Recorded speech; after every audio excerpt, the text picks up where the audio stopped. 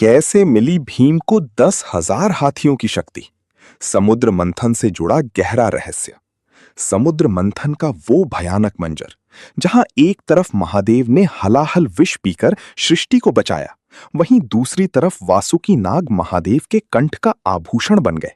लेकिन क्या आप जानते हैं, वासुकी नाग का एक कर्ज अभी बाकी था।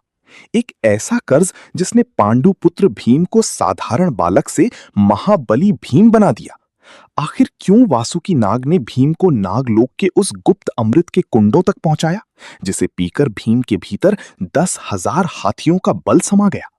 आज के इस रोमांचक अध्याय में हम खोलेंगे नागलोक के वो गहरे रहस्य जो आपने पहले कभी नहीं सुने होंगे। कहानी शुरू होती है हस्तिनापुर से। दुर्योधन और शकुनी की ईर्ष्या की आग इतनी बढ़ चुकी थी कि उन्होंने भीम को खत्म करने का सबसे कायरतापूर्ण रास्ता चुना।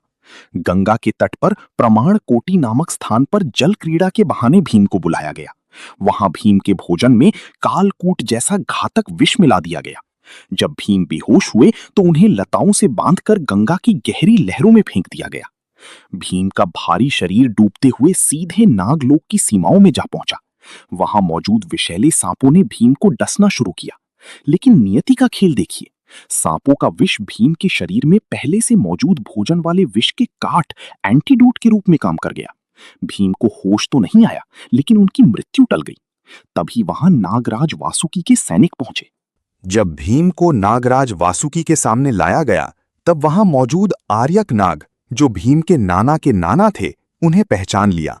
वासुकी नाग, जिन्होंने कभी महादेव की सेवा की थी, आज उनके सामने उन्हीं के अंशावतार यानी पवन पुत्र भीम लेटे थे। वासुकी नाग ने भीम की रक्षा का संकल्प लिया और उन्हें वो वरदान देने का फैसला किया जो आज तक किसी मनुष्य को नहीं मिला था। वासुकी नाग ने भीम को नागलोक के उन दिव्य अमृत कुंडों की अनुमति दी जिनमें अपार शक्ति थी। भीम ने एक एक करके पूरे 8 कुंडों का रस पी लिया। जैसे ही वो अमृत भीम के रक्त में मिला, उनके शरीर की नसें फटने को तैयार हो गईं और उनकी ताकत हजारों गुना बढ़ गई।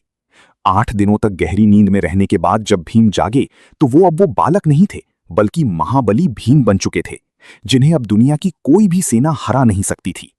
वासुकी नाग का वो उपकार भीम कभी नहीं भूले। यही वो शक्ति थी जिसने आगे चलकर गदा युद्ध में दुर्योधन के अहंकार को चकनाचूर किया। तो दोस्तों, ये थी वासुकी नाग और भीम के उस अनमोल रिश्ते की गाथा।